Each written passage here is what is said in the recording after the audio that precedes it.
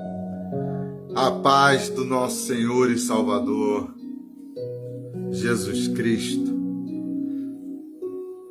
A paz do Senhor para todos. Que o nosso Deus Todo-Poderoso visite o seu coração na manhã de hoje. Que o Cristo ressuscitado venha renascer no seu coração. Venha habitar no teu coração nessa manhã, fazer morada, porque é onde Cristo habita.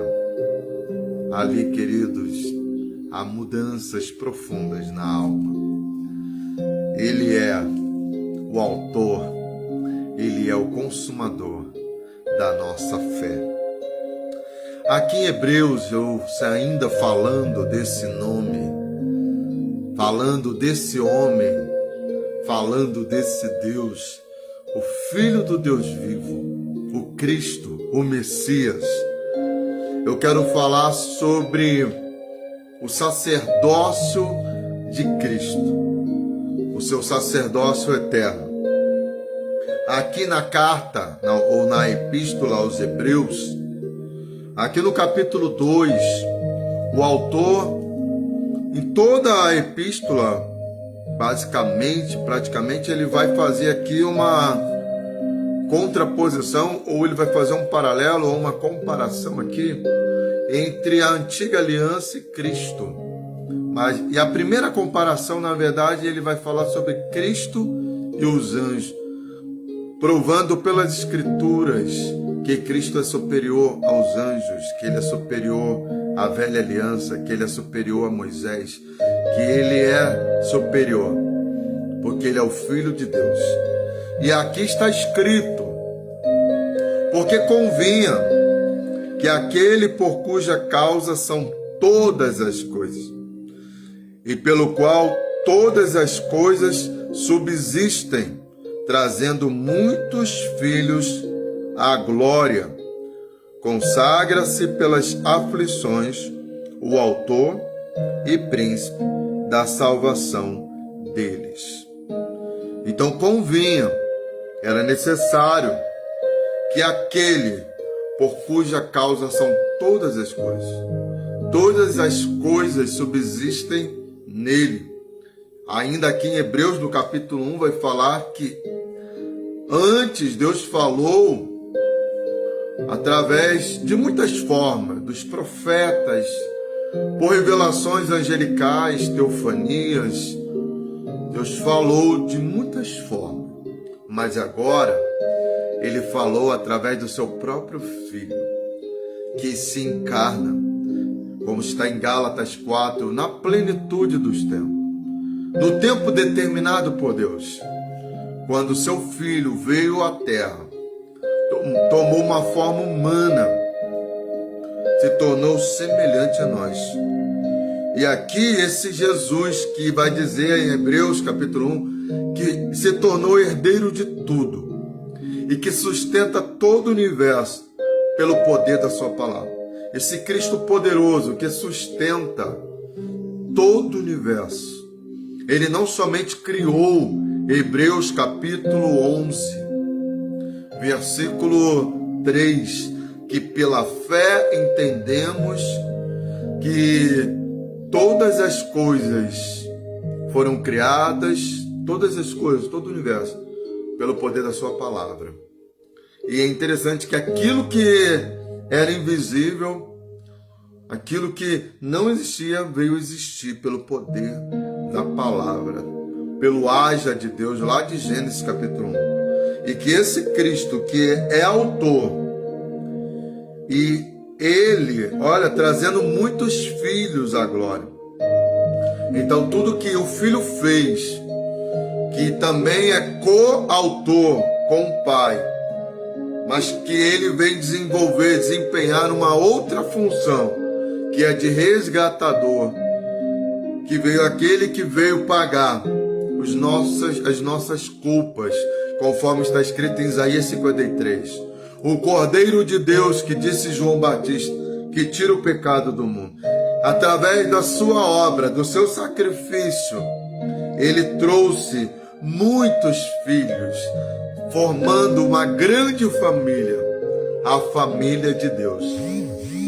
Pelas aflições, e ele conquistou foi pela dor, pelas aflições, pelas angústias, né? Digno de um grande herói de batalha, que muitas vezes volta vitorioso, triunfante, mas trazendo no seu corpo marcas, ou na sua alma impressa marcas, de ver muitos dos seus companheiros caindo em combate. Todo vencedor, ele traz marcas, e Cristo, mesmo ressuscitado, ele trazia as marcas nas suas mãos e nos seus pés, dos cravos que foram cravados nele.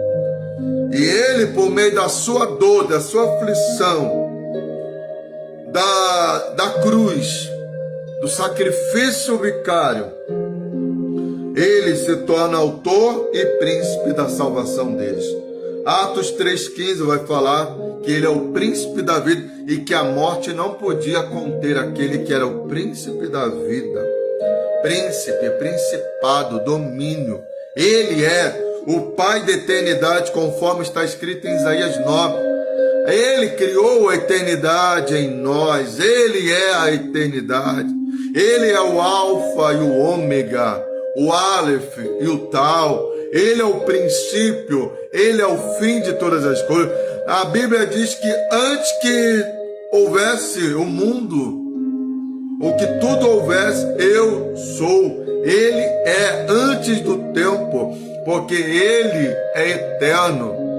E ele é coalterno, eterno com o Pai, porque estavam no princípio criando todas as coisas. Quando se fala dele, a personificação da sabedoria, Provérbios 8, ele estava com o Pai antes de que fossem lançados os alicerces do mundo, do universo. Ele já existia, ele já é. Ele é o eu sou. Ele é o Yahvé. Porque tanto o que santifica como os que são santificados são todos um, por cujo motivo não se envergonha de lhes chamar irmãos, dizendo: anunciarei a meus irmãos o teu nome, e no meio da congregação cantar-te-ei louvores. Santifica, né? Tanto que santifica como os que são santificados.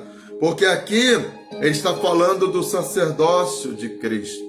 Então, o sacerdote, no prisma da linhagem de Levi, os descendentes de Arão, então eles representavam, tinham a função representativa da nação de Israel, para que a nação fosse abençoada.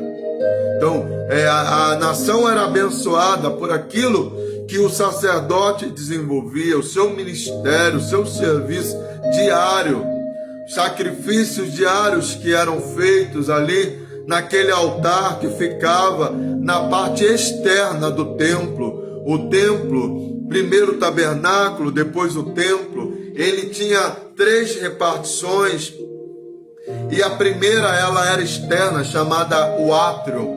E nesse átrio todos os dias eram sacrificados de manhã e também ali no romper do dia. E aí, queridos, o fogo que era alimentado naquele altar não podia se apagar, 24 horas o fogo. E aí a Bíblia fala que não venha se apagar o fogo do altar. E o altar é o nosso coração. Nós não podemos deixar que o nosso coração se esfrie, mas que haja lenha, graveto. Muita gente alimenta com palha, a palha logo se acende e logo se consome, mas não é necessário colocar gravetos, colocar lenha em ordem todos os dias no nosso coração, para que nunca falte fogo, para que nunca falte fervor, para que o nosso coração esteja anelante, incendiado pelo desejo da presença do amado. Ele é o sumo sacerdote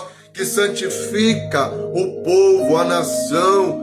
E aí, ele na oração sacerdotal, Jesus Cristo, em João 17:17, ele faz a seguinte oração: santifica, ele orando ao Pai, santifica-os na verdade, a tua palavra é a verdade. Ainda ali no capítulo 17, ele diz: Pai, eu não rogo para que o Senhor os tire do mundo, nós não somos do mundo, somos forasteiros, peregrinos, somos embaixadores do reino de Deus. E Jesus não orou para que fôssemos arrancados ainda daqui, mas que o Senhor, o Pai, nos livrasse do mal. Ele é o sumo sacerdote que intercede por nós, que está assentado à destra do Pai, à destra do Todo-Poderoso. Versículo 13 de Hebreus capítulo 2. E outra vez, mas voltando um pouco, ele sendo sacerdote, olha, ele vai anunciar aos irmãos, ele não se envergonha. Eu já estava passando aqui de algo tremendo, no versículo 11, ele nos chama de irmãos, ele conquistou muitos filhos para Deus, e ele não se envergonha de nos chamar irmãos, irmãos imperfeitos. Todo mundo gosta de apresentar o irmão quando é aquele irmão, né? Aquele irmão famoso, aquele irmão que tem alguma proeminência em alguma área. Meu irmão é médico, meu irmão é advogado, meu irmão é jogador de futebol. Mas Jesus não se envergonha de chamar-nos irmãos limitados, né? Mas ele não se envergonha de nos chamar irmãos e de nos ensinar como sacerdote, a função do sacerdote, que era ensinar o povo, embora quando a gente vê que o sacerdócio da antiga aliança, ele era transitório, porque no seu ato inaugural, quando os filhos de Arão já perverteram, já se corromperam, no primeiro ato da inauguração ali do sacerdócio, e eles foram mortos, né? Nadab e Abiú já começou para mostrar que o sacerdócio humano, no tempo de Samuel, o sacerdócio estava corrompido, e tantas outras vezes Deus levantou os profetas porque os sacerdotes haviam se corrompido. A gente vê no tempo de Jesus sempre os sacerdotes corrompidos. Aliás, no tempo de Jesus estava mais ainda, porque haviam 2 sumos sacerdotes, o que na verdade, pela lei, por aquilo que foi estabelecido, só havia um sumo sacerdote. E esse sumo sacerdote, ele representava o povo anualmente no dia do perdão. Lembremos que Jesus é a reconciliação de Deus com o homem. E o papel do sacerdócio era esse: representar o povo, ir lá se santificar no dia do Yom Kippur e também santificar o povo. Vinha o perdão de Deus, e aí havia o quê? Reconciliação. Havia o quê? Bênção, paz, prosperidade. Por isso que a gente vê no Salmo 133, quão bom, quão suave é que os irmãos vivam em união. É como óleo na cabeça de quem? Do sumo sacerdote Arão, que vai descendo na cabeça do sumo sacerdócio e vai descendo a sua barba e até a orla dos seus vestidos. E aí é como o orvalho de Hermon, que é o topo ali, aquela colina, né? Não é bem uma colina, aquele morro lá no topo de Israel, na parte norte de Israel, que ela é coberta de branco, gelada, é gelo que vai derretendo ali o Hermon, e vai derretendo e vai alimentando ali o Rio Jordão, e vai alimentando as nascentes, ali Golã, e vai descendo ao Mar da Galileia, e vai descendo até na parte mais baixa de Israel, porque aonde há a bênção de Deus, vai vindo de cima e vai abençoando os que estão embaixo. E o sacerdote era aquele que abençoava o povo, a unção na cabeça do sacerdote, né? Na plenitude, derramando sobre todo o sacerdote, representando a bênção do Senhor, porque ali Deus dá bênção, Ele abençoa o povo, e ali a vida, né? Porque ali haverá vida, ali haverá bênção, porque o sacerdote era aquele que abençoava o povo, que representava o povo diante de Deus. E Cristo, ele é hoje. Hoje tem muitos sacerdotes, nós somos sacerdotes. Pedro vai falar que nós somos nação eleita, povo santo. Nós somos sacerdócio real. Nós somos, lá em Apocalipse vai dizer que ele nos fez, lá Apocalipse 5, né? Reis e sacerdotes. Nós somos sacerdotes em Cristo, na nossa casa. Mas a representação diante do Pai, só há um. É somente no nome de uma pessoa que Deus nos recebe, né? O trono da graça está aberto ali. O santo lugar, o santíssimo lugar está aberto hoje. O véu se rasgou, mas a chave para adentrar é um nome. O nome do Filho. Em meu nome. Em meu nome vocês serão ouvidos. É no nome do Filho. É no nome do Filho, porque no nome do Filho está a obra de Cristo, tudo aquilo que ele realizou, e hoje ele está lá à destra do Pai. Então é o nome do Filho que nós somos recebidos, por causa do sangue do Filho que foi derramado sobre o propiciatório, né? Que na antiga aliança o sangue do animal era ali aspergido sobre o propiciatório. Pedro vai falar, ele é a propiciação pelos nossos pecados. Ali no propiciatório era o lugar de aceitação, onde Deus nos aceita, porque o sangue foi derramado de um inocente. E aí a culpa é perdoada e nós somos aceitos. O sangue foi derramado do Filho, o sangue puro, o sangue de um inocente, o Cordeiro de Deus, como disse João Batista, que tira o pecado do mundo. Quando o Filho derramou o seu sangue, então a ira de Deus se aplacou, porque a ira de Deus foi outorgada sobre o Filho. O que mais machucou o Filho não foram os cravos, não foi a coroa de espinho, não foram aqueles que zombaram ou os amigos que o abandonaram, não foi o beijo traidor de Judas, mas o que mais feriu o Filho foi a ira do Pai sendo aplacada nele, né? Impetrada nele, a ira do Pai. Elohim, Elohim. Perdoa, irmãos. Eli, Eli, lama sabatani. Deus meu, por que me desamparaste? Foi ali o ápice da dor do Filho, porque o Pai lhe abandonou. Por quê? Porque era necessário que toda a ira de Deus fosse impetrada no Filho, porque Deus é justo e ele morreu pelas nossas transgressões. O castigo que nos traz a paz estava sobre ele. Pelas suas pisaduras fomos sarados. Estamos sarados. Somos uma nação sarada se nós assim recebemos o Filho como nosso Salvador, como nosso mediador, representante entre o Pai e os seus filhos. E aí a Bíblia continua: assim, visto como os filhos participam da carne e do sangue, também ele participou das mesmas coisas para destruir pela morte o que tinha o império da morte, isto é, o diabo. Então era necessário que ele tomasse a forma humana. Então, no mesmo modelo do pecado, né? Então Jesus, ali morto, crucificado, considerado maldito, foi nessa condição, visto que a lei estava enferma, então o Filho se torna um antídoto, tomando aqui a mesma, aqui ó, participando da carne e do sangue, porque ele se tornou homem, plenamente homem.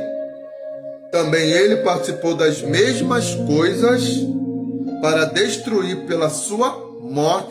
Por isso que a palavra da cruz, disse Paulo, é loucura, porque nós pregamos a cruz, porque foi na cruz de Cristo que veio a redenção pelos nossos pecados.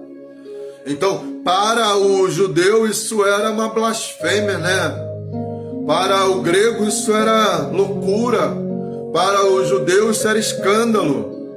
Mas para nós é poder de Deus. Mas para nós é o amor de Deus, é a justiça de Deus. Foi na cruz de Cristo que nós fomos perdoados e sarados. Foi quando Ele se tornou maldito para nos justificar. Um justo, lá em Isaías 53, justificando a muitos.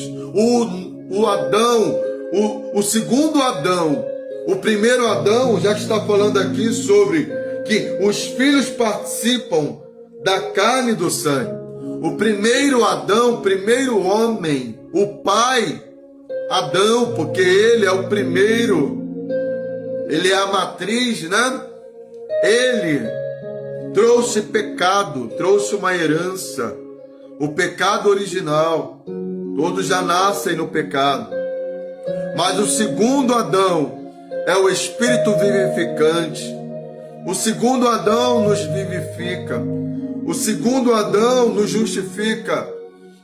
O segundo Adão se entregou por todos nós.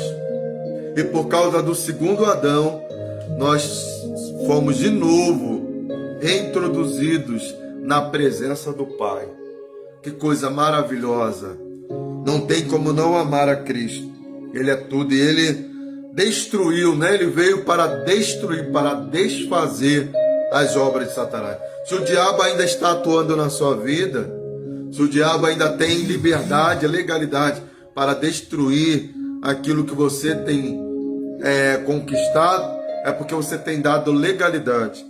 Porque lá em Colossenses 1, 12, 14, ali naquele contexto, então ele nos tira do império, ele nos tirou do império das trevas, do domínio das trevas, do domínio do Satanás, do controle do inimigo, e ele nos transporta para o reino do Filho do seu amor. Ainda em Colossenses vai dizer que ele riscou a cédula que era contra nós. Então a promissória, uma dívida que havia uma promissória e era contra nós. Então ele pega aquela promissória, ele risca e ele crava na cruz, porque foi na cruz que ele pagou. Quando ele está para ali morrer, e ele vai dizer tetelestai, ou seja, uma palavra que significa consumado, está pago. A promissória foi paga, agora eu risco. Estou riscando essa promissória, porque eu paguei com meu sangue. Foi pago por um alto preço. Se você ainda se encontra debaixo desse império, desse domínio opressor, é porque você ainda não recebeu Jesus como seu remidor, o seu resgatador. Porque foi para isso que ele veio, para pagar o preço, a dívida que era contra nós. Não adianta dizer que eu não tinha sim, porque a Bíblia diz, Romanos 3:23, que todos pecaram e foram destituídos da glória de Deus. Porque Romanos 6:23 diz que o salário do pecado é a morte. Porque Efésios 2 diz que estávamos mortos. Então não adianta dizermos que não.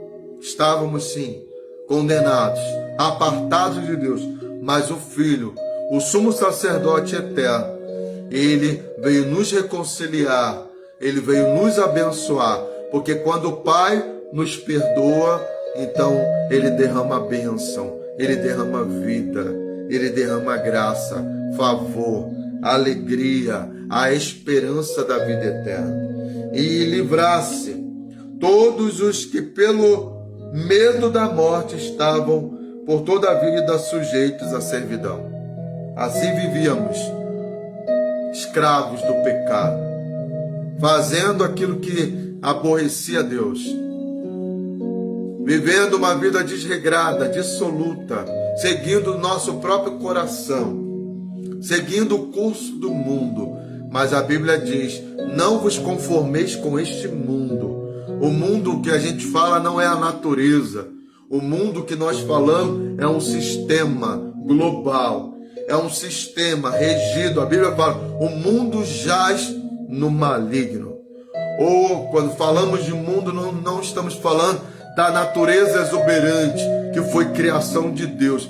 Falamos sim de um sistema que rege o mundo, onde a gente vê a corrupção, principalmente por aqueles que detêm de poderes. A gente, quando nós olhamos para os poderes da nossa nação, os poderes legislativo, executivo, judiciário e todos os órgãos, instituições que têm autoridade na nossa nação, e a gente vê uma corrupção generalizada, porque quem os corrompe, esse inimigo que os corrompe, que os pega naquilo que eles mais desejam, aquilo que cobiça os seus olhos, porque as pessoas se corrompem, elas muitas vezes é a concupiscência delas que faz com que elas cedam, porque na verdade a concupiscência que domina é a ganância, é a vaidade, o orgulho, é o egocentrismo, é o eu, é o homem que quer viver segundo aquilo que o seu bel prazer, se é bom para mim, tá bom, e o resto não me interessa. Então o que a gente vive é isso, é o homem seguindo as suas intuições, muitas vezes os seus desvaneios. Quantas vidas sendo ceifadas, quantas famílias sendo destruídas por um homem, um marido que muitas vezes é egoísta, que pensa só nele e que trai a sua mulher e trai seus filhos, abandona os seus filhos por causa de uma pessoa que é apenas aquela pessoa que vai estar na sua vida por algum interesse, mas que não é aquela pessoa para conquistar, para planejar, e aí abre mão da família, os filhos ficam ali relegados à sorte, porque esse pai agora os abandona. Então é isso, é esse sistema que nós vivemos, esse sistema que tem regido esse mundo, mas que Cristo nos libertou dessa dependência, Ele nos livrou desse domínio, nos tirou do império das trevas. Quando nós pensamos em trevas, nós pensamos naquilo que está na escuridão, naquilo que está oculto, naquilo que não foi revelado, naquilo que há sombras. Deus não nos chama para as trevas, Ele nos chama para a luz, para vivermos uma vida, irmãos, para sermos a carta lida pelo mundo. Quando Ele nos chama para a luz do Evangelho, para vivermos o Evangelho, a palavra de Deus, para nós não nos escondermos na hipocrisia, fingindo ser aquilo que nós não somos. Não é para isso que Deus nos chama. Ele nos chama para sermos luz. Lá em Mateus diz 5,16, resplandeça a vossa luz diante dos homens, para que o vosso Pai seja glorificado pelas vossas boas obras. Então, Ele nos tira das trevas, de uma vida muitas vezes cheia de sombras, hoje principalmente, onde o celular é quase um membro, parte do corpo de uma pessoa, porque ela pode esquecer tudo menos o celular, e que muitos precisam dormir com o celular ali, juntinho dele, porque o celular esconde segredos que não podem ser revelados. Não é para viver assim, se escondendo das pessoas que amamos, se escondendo, não. O Senhor nos chama para sermos luz. Não se pode ainda, Mateus 5, ainda naquele contexto, a partir do versículo 13, do 14, 15, 16, que depois de acender a luz, não pode escondê-la, não pode colocá-la debaixo de um alqueire, mas é necessário colocar um velador. Não pode se esconder uma cidade que está numa colina, não se pode esconder a luz que já foi acendida ou acesa em nós. Então Ele nos tira das trevas e nos transporta para a luz, porque as trevas é cansativo. É cansativo você se esconder. É cansativo você ter que esconder a sua mentira, a sua dupla personalidade. É cansativo você ter que estar o tempo todo fingindo ser o que você não é. É cansativo contar a mesma narrativa que não é verdade, que você cria para tentar esconder os seus pecados. A Bíblia não esconde, ela revela o pecado dos homens que estão aqui, ó, porque Deus não quer esconder. Quem esconde seus pecados, esse não prospera, mas aquele que se arrepende e abandona, esse alcança graça. Então Deus nos chama, esse sacerdote, esse sumo sacerdote, que quer trazer reconciliação, porque não adianta eu estar aparentando diante dos homens, estar vivendo uma vida santa e pia. Deus conhece o seu coração, aquilo que está escondido e oculto, aquilo que você faz quando ninguém está vendo. E não vai haver paz entre você e Deus enquanto você encobrir os seus erros. O sumo sacerdote vem para trazer paz, reconciliação entre Deus e os homens. Então, porque na verdade ele não tomou os anjos, mas tomou a descendência de Abraão, porque Cristo vem na forma humana, como homem, o Emanuel, Deus conosco. Não veio do nada como um extraterrestre e que pousou na terra, não. Ele seguiu todos os caminhos de uma gestação natural, embora a única diferença é porque foi obra do Espírito Santo, não foi numa concepção humana, não foi numa conjunção de um homem e de uma mulher, não, mas foi obra do Espírito. O Espírito de Deus colocou ali no ventre de Maria. Mas tirando essa parte, ele vai crescer ali, aquele embriãozinho vai crescer, vai se tornar um feto, e ele vai se desenvolver no ventre da mãe. Depois do período necessário de maturação de todos os seus órgãos, dos seus membros, chegando ali o tempo, então ele nasce como recém-nascido, dependendo de todo cuidado, e aí ele vai ser protegido pelos seus pais, até ele alcançar ali a sua idade adulta, né? Primeiramente ali no mitzvah, quando a gente vê Jesus aos 12 anos, já demonstrando ali a maturidade, quando um jovem e judeu, então ele com 12 anos, 12, 13, então ele já é considerado responsável espiritualmente. Mas a maturidade de Jesus plena, de que um sacerdote ele deveria ter ali, começar o seu ministério aos 30 anos, e ele vai respeitando todos os limites, toda a lei, e aí aos 30 anos Jesus vem e se apresenta e começa a pregar, a arrepender, e aí o sumo sacerdote começa a se manifestar diante dos homens. E aí, pelo que convinha que em tudo fosse semelhante aos irmãos, para ser misericordioso e fiel, sumo sacerdote naquilo que é para Deus, para expiar os pecados do povo. Porque naquilo que ele mesmo, sendo tentado, padeceu, poderoso para socorrer os que são tentados. Fortalecendo, corroborando com esses últimos versículos 17 e 18, eu quero ler aqui o 4:14, quando diz assim, ó: portanto, visto que temos um sumo sacerdote que penetrou nos céus, Jesus, o Filho de Deus, retenhamos firmemente a nossa confissão, porque não temos um sumo sacerdote que não possa compadecer-se das nossas fraquezas, porém um como nós. Em tudo foi tentado, mas sem pecado. O sumo sacerdote, tirado do seu povo, ele deveria ser da linhagem de Levi, ele era da descendência de Arão. Jesus não. Jesus, ele é da tribo de Judá, na nova aliança estabelecida.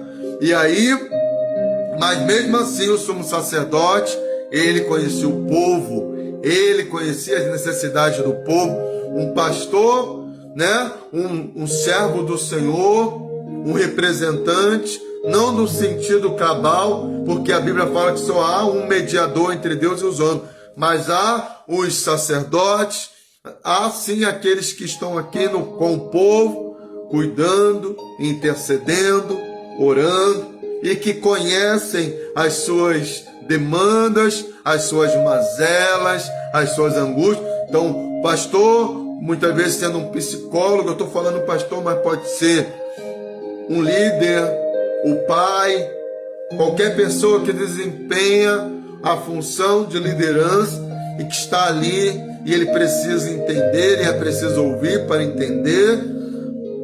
E aí o sumo sacerdote Cristo Jesus, ele, queridos, era necessário que ele fosse semelhante aos homens.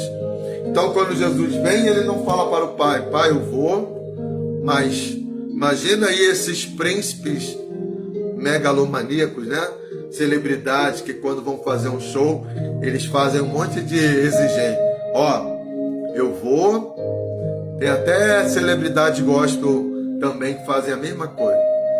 Mas, ó, eu vou, mas eu como esse tipo de comida, o ar-condicionado tem que estar ali controlado, tem que ser uma toalha de linho, tem que ser isso. Aí ele vai. Jesus, sendo o Filho de Deus, querido, ele não vem estabelecendo regalias, não, ele vem e ele vai, olha, além do processo natural de desenvolvimento humano, como dentro do ventre, todo aquele processo, e ele vai nascer, ele vai engatear, passar por todo, e aí mesmo assim quando ele cresce, e aí agora ele começa a desenvolver o seu ministério, ele vai ser traído. Se você está sendo traído e pensando que Deus te esqueceu, não, Jesus sabe o que é traição. Ele é o representante do seu povo. Então quando você pensa, Deus não está nem aí para mim, eu estou passando dificuldade, Jesus passou por dificuldade. Ah, Deus me esqueceu, porque todo mundo me abandonou. Jesus foi abandonado pelos seus melhores amigos, e ainda um deles lhe beijou no rosto para marcar ali a traição, para lhe marcar.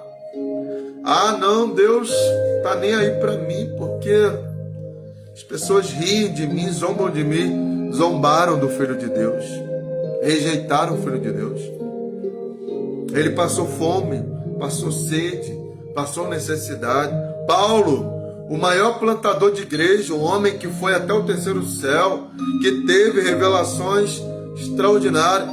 Paulo passa por necessidade. Hoje, nesse evangelho que se prega só prosperidade, eu acho que devem ter rasgado algumas páginas da Bíblia. Quando diz que o crente não pode passar por alguma coisa, Jesus disse, no mundo vocês vão ter aflições. As pessoas querem criar um evangelho humanista, mas o evangelho não é humanista, não é sobre mim, não é sobre você, é sobre o Filho de Deus, porque o Filho de Deus passou necessidade. O Filho de Deus, o Filho do homem, ele diz, não tem nem aonde recostar a cabeça. O Filho de Deus, ele pediu uma mulher para lhe dar água, gesto de humildade, carregou a nossa cruz. Paulo, como eu estava dizendo lá em Filipenses 4:13, que a gente diz, posso todas as coisas naquele que me fortalece, mas a gente às vezes não volta um pouco no contexto quando ele diz, aprendi a passar necessidades. Crente passa necessidade? Passa. O justo viverá pela fé. Tem momentos de prosperidade também, tem. Aliás, a prosperidade é um conceito muito mais amplo do que se fala, né? Prosperidade não é só dinheiro, tem gente que só tem dinheiro, não tem mais nada.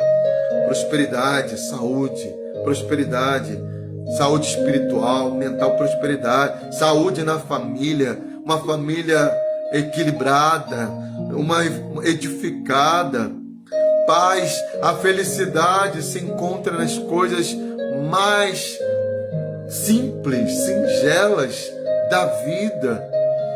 Isso é prosperidade, é a comunhão com Deus, é a comunhão com os irmãos, é ser cheio de Espírito Santo, é ter esperança em relação à vida. Isso tudo é prosperidade. Financeiro, claro que é bom, mas a nossa vida, ela é feita, nós somos feitos de várias áreas, e tem gente que tem uma área financeira muito resolvida, mas em compensação, as outras áreas essenciais estão devastadas. Então, tem gente que tem muito dinheiro, mas não consegue manter um relacionamento. São pessoas que estão vazias, deprimidas, que estão ali isoladas, que precisam de aceitação e que compram pessoas. Então ela quer estar cercada de pessoas, nem que isso seja às custas de estar ali patrocinando, investindo, né? Para que ela se sinta que todo mundo gosta dela. Então ela começa. Então isso não é prosperidade. Então a gente precisa entender o que é prosperidade espiritual. E aí Jesus, como sumo sacerdote, só há um mediador. Tem gente que quer contrapor-se, contradizer-se a essa verdade, mas é o que a Bíblia diz. Só há somente um mediador entre Deus e os homens. Jesus Cristo, o justo. Porque só Ele somente, conforme está na Escritura Sagrada, está assentado à destra do Pai. Porque só Ele, nele, a Bíblia diz que estão todas as coisas, Ele sustenta todas as coisas. Ele é o autor e Ele é o consumador da salvação, é o príncipe da vida, príncipe da salvação. Somente Cristo é. Então, Ele é tudo que você precisa. Ele é o reconciliador. O ministério de Cristo é o da reconciliação. Por isso que a Bíblia lá na bem-aventurança diz que bem-aventurados pacificadores serão chamados filhos de Deus.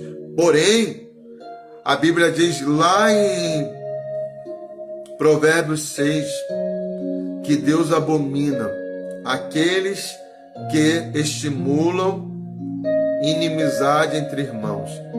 É abominável a Deus aquele que levanta um irmão contra o outro. Mas é filho de Deus aquele que é pacificador. E a pacificação aqui é o ministério da reconciliação.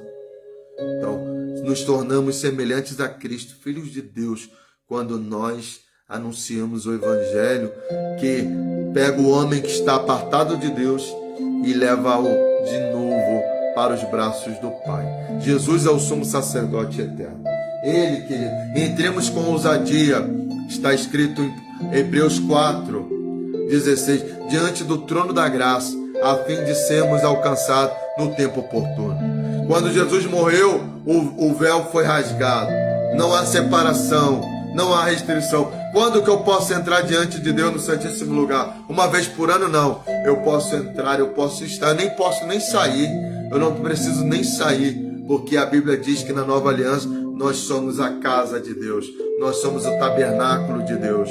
Então eu não preciso sair. Eis que vem a hora e já chegou. Jesus disse para a mulher samaritana, em que os verdadeiros adoradores adorarão o Pai em espírito e em verdade. Então não saia da presença. Que Jesus não precise bater de novo na porta para entrar. Porque a igreja, que ela era rica, próspera, abastada, foi a igreja que Jesus falou: vocês dizem não ter necessidade nenhuma, porém eu digo que vocês são miseráveis. Você é miserável, pobre, cega e nua. A igreja de Laodiceia. Aparentemente é aí que entra todo o contexto. A gente busca tanto provar que Deus está conosco por meios materiais e naturais, e a igreja que era próspera, rica, que era de Laodiceia, humanamente falando, uma igreja que tinha tudo, mas não tinha nada, porque ela não tinha mais a presença. Tanto que não tinha, porque Jesus agora está do lado de fora dela, está lá em Apocalipse 3:20, batendo, porque essa igreja é cheia de si, porque aonde o ser humano está cheio de si, não tem espaço para Deus. O Espírito Santo, não extingais o Espírito Santo, disse Paulo lá em Tessalonicenses. Não extinguem o Espírito. Muitas vezes nos enchemos achando que por causa da minha religiosidade, por causa dos meus méritos, eu sou muito bom, eu sou aceito por causa... Não, você não é aceito por causa de nada. Não porque eu sou próspero, eu sou abençoado, porque Deus está na minha vida. Olha o meu carro, olha a minha casa, olha a minha empresa. E aí muitas vezes você está tão cheio por fora e vazio por dentro, como a igreja de Laodiceia. Porém você é pobre, cego e nua, miserável. E aí Jesus está lá no versículo 20. Eis que estou à porta e bato. Se alguém abrir a porta, se alguém ouvir abrir a porta, entrarei e cearei com ele e ele comigo. Lembremos que para outras igrejas ele não fala nisso e que, aliás, ele diz no início ali do capítulo 2 de Apocalipse e no final do capítulo 1 que ele está entre os 7 candelabros, castiçais ou as 7 menorais, que são as lâmpadas, que representam a lâmpada do tempo, a luz do Espírito, porque Jesus, as suas palavras é luz e vida. Ele é a luz, Deus é o Pai das luzes. Então, a luz, a revelação está em Deus. A palavra de Deus é a luz. Se você quer andar na luz, nós só somos luz, não como fonte dela, mas apenas como astros que recebem luz. Nós recebemos a luz e não vem de nós, ela vem para nós, ela adentra dentro de nós e é a luz de Cristo, porque Ele é a luz, Ele é o sol da justiça. Então Ele é o sumo sacerdote, é Ele que nos representa. Não há restrição, entra dentro da presença, na sala do trono, mas entra com o coração quebrantado. Entra não com mérito, que você não vai entrar, mas com o sangue da propiciação. Quando o sangue caía sobre o propiciatório, então a ira de Deus se aplacava, porque o propiciatório é isso, é o perdão, é a paz, é a reconciliação, é a divindade, o Todo-Poderoso nos aceitando de volta. E aí abriu-se um novo e vivo caminho, por causa do sangue, por causa do corpo de Cristo ali, que foi entregue por nós. E agora nós podemos adentrar no Santíssimo Lugar. Agora podemos ter relacionamento, agora podemos ter comunhão, agora podemos ter intimidade. Agora nós adentramos a hora que desejarmos, a porta está aberta. Entremos com confiança diante do trono da graça, a fim de sermos alcançados no tempo oportuno. Porque quando estamos diante do trono da graça, ali a paz, ali a vida, ali a prosperidade, alegria indizível, salvação, perdão. E aí, queridos, a bênção de Deus é completa, é plena para os filhos que adentram diante do Pai e que recebem o perdão e o favor do Rei dos Reis, do Senhor dos Senhores. E o cetro se estende e a Shekinah e a glória, ela é derramada em nós. Fique com Deus, que Deus vos abençoe, em nome de Jesus. Amém.